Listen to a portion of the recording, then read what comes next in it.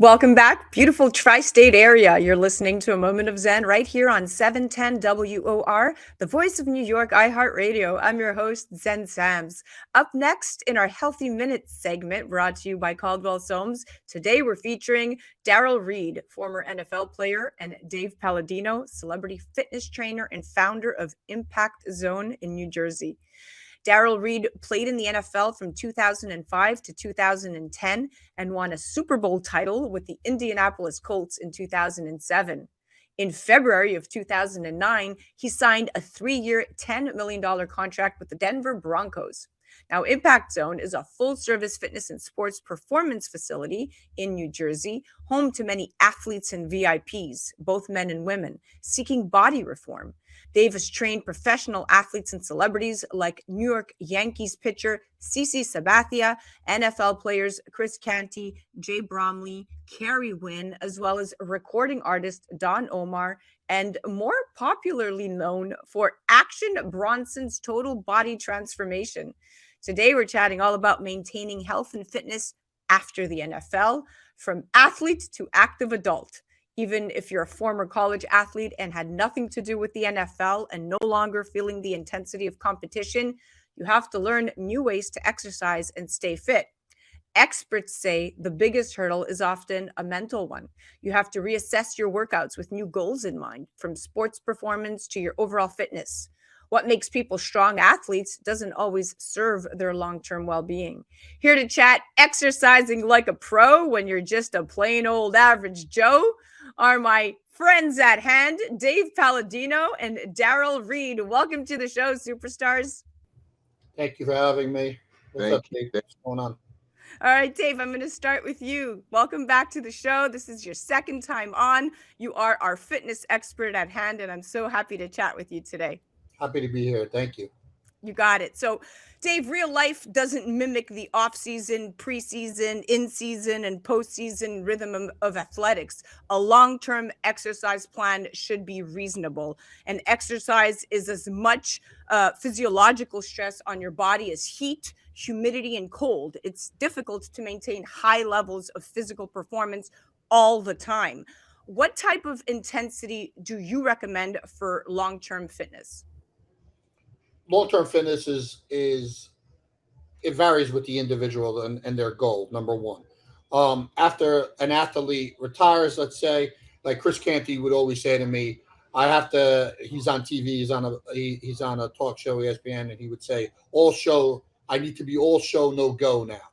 So maintaining a healthy lifestyle, maintaining a healthy diet, which is more important, and dedication. If you don't have any dedication, if you're not getting up, you're not getting to the gym, you're not going to get that accomplished. You don't have to push 500 pounds on a sled anymore. You don't have to squat 500 pounds, bench press 225 at a combine for 40. You don't have to do any of that anymore. You don't need that to be generally in shape and achieve a better quality of life through fitness. You just have to get there, do your cardio, eat your food, and maintain a normal, regular fitness program.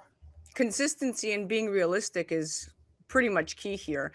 I couldn't agree more. And it really just starts with making sure that you're changing your habits to serve your long-term needs, not just your immediate needs as per when you're an athlete at your highest performance. So yeah, exactly. I echo your sentiment. D Reed, welcome, brother. You've been out of the game for over a decade, but welcome Yes, back. yes, I have. Yes, I have. Now, when improving your athletic performance was no longer your primary motivation for exercise, it must have been crucial for you to find another motivator to give you a reason to continue training or not, perhaps. I'm curious to know if you looked for something outside of sports, outside of the performance that you endured of consistent exercise for almost a decade. Did you find a hobby, an activity, or did you somewhat keep your training routine? Well, I think it's hard to keep your training routine, especially like at the NFL level. You're training like very hard. You know what I mean? But at the same time, like Dave said, you have to maintain a high level because that's what you're used to. But it doesn't need to be as hard on your body or as hard on your muscles. But most athletes are competitive, so if you can get them in a competitive setting, maybe training with some other athletes or celebrities like Dave does, at his gym, I think that brings out the best in everyone. Oh, that's so true. Community is key and motivation. And Dave and his wife are amazing. They're the best cheerleaders and motivators around for anyone in the gym. Now, Dave, exercising for health and wellness after a professional career can easily fit into a working lifestyle. I say a moderate fitness, regimen takes just 1 hour, 3 to 5 times a week. Does exercise have to be done perfectly to be effective? And what aspects of fitness should your workouts include? So, like you just said, you don't have to rigorously train anymore. As long as you're getting up and you're getting to the gym, or you're doing anything, a walk outside, um, bike ride, rock climbing, whatever it is, whatever you're into, as long as you're getting up and you have the discipline to get up and do something every single day. Because the alternative is what? Sitting on the couch and eating garbage food, and that's not good for anybody. You want to be physically active. So if you get to the gym and you have somebody show you a workout program that is tailored to your specific goals, maybe weight loss, more flexibility, you could be a dancer, it doesn't matter what you do. So as long as you get to the building and you get on a piece of cardio, let's say 3 4 times a day, and you walk, you could just walk 3.5, walk 2 miles, something is always better than nothing at all. Yeah, sedentary lifestyle we know just does no good for anyone. That's You're going down a deep dark hole. So, what I love about you is that my husband works out with you, almost every day, and I love that you incorporate cardiovascular exercise, resistance and strength training, flexibility and stretching, and balance and agility training. He gets that almost every day with you, and I love that you spread it out like that, and it's realistic on him and his body. Now, D, athletes become athletes because of the joy they find in sports and activity. And while exercise improves mental health by reducing anxiety and depression and negative moods, not all players continue to hit the gym. Mental health disorders are a very real thing, getting in the way of motivation. And for many athletes, retirement can be sudden and unplanned, leading to higher rates of mental health and substance abuse issues. It's more often the case that athletes are forced out of competition because of injury, like in your case. What did you struggle with the most in keeping yourself healthy and fit after retirement? Um, you know, initially when my career ended, I had a career-ending knee injury, and I had surgery. I had two surgeries, actually, like a year apart. And for me, maybe it was a little bit easier to accept it because I had already won a Super Bowl. I had already achieved something great, and I was okay with walking away from the game. I had a pension and things like that. Um, but I still went through a bout of depression, for maybe like a year or maybe even 2 years. I went through a bout of depression, and it wasn't even that I was trying to necessarily get back into the game or anything like that. It was just the transition, and what I did is I went back to what I know. I went back to training, right? I went back to coaching. I went back to, giving back to the youth, and using all these skills that I had learned over my lifetime playing this great game, and giving that back to other people. And in doing so, I was able to basically find myself. And then, you get into the use it or lose it phase where, I mean, either I'm going to use these things mentally and physically, or I'm going to lose these things that, I've worked, all my life to get. So important, and the balance of paying it forward, it just feeds the soul. I mean, who doesn't want to give back, and who doesn't want to share their experience and even share their failures to a certain extent so others can learn from it. So I love that you're doing that, and you've taken control of your life, and you're finally at an amazing place. I see you like a brother. I've known you forever, so I'm happy for you. Dave, let's chat exercise as a tool against depression, feeding into everything that D is talking about. So, some of the strongest evidence for the mental benefits of exercise centers on depression, and exercise buffs up the brain as well as the body. Physical exercise triggers the release of a protein known as brain derived neurotrophic factor, BDNF. And BDNF is one of the key molecules that encourage the growth of new brain cells, including possibly in the hippocampus, a brain region important in memory and learning. And since the hippocampus tends to be smaller or distorted in people with depression, anxiety, and schizophrenia, boosting BDNF through exercise may be one physical activity away from managing these conditions, so to speak. Now, you work with athletes all day long. Do they report feeling happier and more balanced after their workout routine? And what is Impact Zone's success rate in the fight against mental health disorder? Because I know you got one. So the first part of the question is anybody who comes and works out after the workout, after any workout, is going to feel good. They put their work in and they're done. They sweated a little bit and they achieve a couple of goals, maybe hit a couple of personal bests that they were shooting for. So that's going to feel good. It's going to give them a good feeling and a drive to come the next day. And working out is a mental and physical development. It's very important. As for the mental health aspect of it, it's coming to Impact Zone or any other gym or going to do a workout. It serves as a purpose. You're going somewhere, and it serves as a purpose to do something and accomplish something.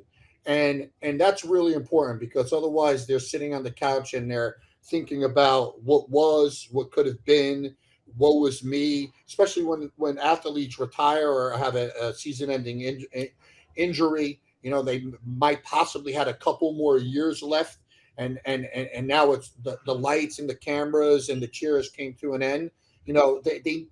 They're still highly, like you said, highly competitive. They need to come and do something, and getting their butts to the gym and putting it in work around their peers and other athletes is very, very essential to their mental health. Yeah, but you have this environment that is unlike any other. You don't just get that at any gym. You and Cheryl have created a home and a community, and you are motivators and cheerleaders. And when somebody's feeling down, sure, they could go to the gym and they could stare at a wall and they could lift weights and they could go home, or they could come to a place that's a little bit more enthusiastic because you take pride in the way that you treat your customers. But more importantly, you are dealing with a massive amount of hormonal energy in those rooms. I mean, you have a lot of testosterone there. You got people that are competitive, and you do a really good job at keeping them all on that same level. So good job, because look, when you feel like crap after exercise, you're not going to want to do it again because the brain tags the activity as something unpleasant. And it's far better to quit while you still have a positive feeling from the workout and not being pushed to the extreme limit, because without even realizing it, our brain tends to tag the activity as something more pleasurable when we don't dread it. So I feel like knowing when to stop is just as much key. D, what advice do you have to your younger self? Whew, what advice? I was going to touch on so many things just now, but so before I answer that, what advice do I have to my younger self? I just want to touch on this, and this speaks to like Dave and the setup of his gym and how he has it set up and how he sets up the groups. It's also a social aspect to it, like shooting with the fellas. Like, there is, certain groups that work out better together, and Dave obviously has done a good job of pairing and matching those groups up. I know he's got, the morning group, the early morning group, guys that come in the early morning. I know he's got the Jim Jones group, the hip hop, the rapper. They all come in and work out together. And that's a little bit later in the afternoon because they're in the studio all night. But he's been able to pair these groups up. And that's just a couple that I know. But I'm sure throughout the day, that's how he has them paired up in groups that can push each other, that they're aligned with each other, their lives or whatever it may be, their families, maybe the activities of their kids. And then they're pushing each other through the workout and they're talking shit and they're, working out and pushing each other. I mean, Brad, his progress has been amazing, but it's partly because of the group he's with, right? He's got 100%. Talking crazy to him, and you're talking about movies and all kinds of stuff at the same time. And so, Dave's done a great job of, pairing those groups up. And to answer your other question, what would I tell my younger self? Yeah. Slow down.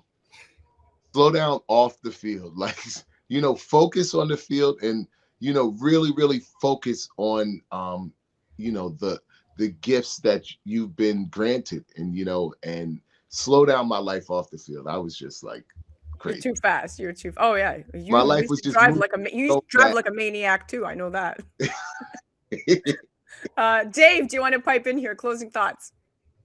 So, touch back on what Dee said. It is a social atmosphere here. So people do come to see their friends, to talk, camaraderie, train with each other, and each individual inspires other individuals, push each other a little harder. One of your boys are doing something, and you got to push it in that extra rep or two to get there. So it's a very good community based place here that we've built, and it actually accommodates anybody from the professional athlete all the way down to like a senior citizen. So the place is fully equipped. Come on down, come and check us out. And D, you better get your butt in there, man. Yes. I'm overdue. All right. I gotta come for like both sessions too. Like I gotta come in the morning session, then I gotta come hang out at night. All right. Well, I'm glad it's a love affair over here at stupid.com. Thank you for listening. We have match made another gym with a pro athlete. There you go. Guys, it was a pleasure chatting with you. We are out of time. Thank you so much for coming on. Thank you so much. Thank you for having me again. Having me. Guys, exercise they are learning has profound effects on brain structure itself. It also provides other more subtle benefits such as focus, a sense of accomplishment, and sometimes social stimulation, like we just talked about, all of which are therapeutic in their own right. And while more is generally better, even modest levels of physical activity, such as a daily walk, like Dave said, can pay big dividends for mental health. It's a very potent intervention to be physically active. So get out there and get moving and off your couch. That was our Healthy Minutes segment brought to you by Caldwell Soames. Definitely check out Dave Paladino on the gram at Dave P Fit, or you could head to impactzonenj.com, or you could head to their social media page at impactzonenj. You can also follow Darrell Reid at Darrell Reid, RRL, or you can also check out the Hemp Professors, THP Medical, and of course, head to his website, pointconsults.com. You're listening to A Moment of Zen right here on 710 WOR, the voice of New York, iHeartRadio. We'll be right back after this. A Moment of Zen is brought to you by Caldwell Soames Incorporated, investing globally in transformative businesses like Original Digital Corporation, or ODC. ODC develops advanced consumer and commercial fintech solutions such as OG Pay, which will transform the way you manage your money. From sending and receiving money globally for free, paying for goods and services in person and online, pay bills, buy and sell digital currencies, all while earning interest. OG Pay is easy to set up, FDIC insured, and your information is secured. Check out ogpay.com.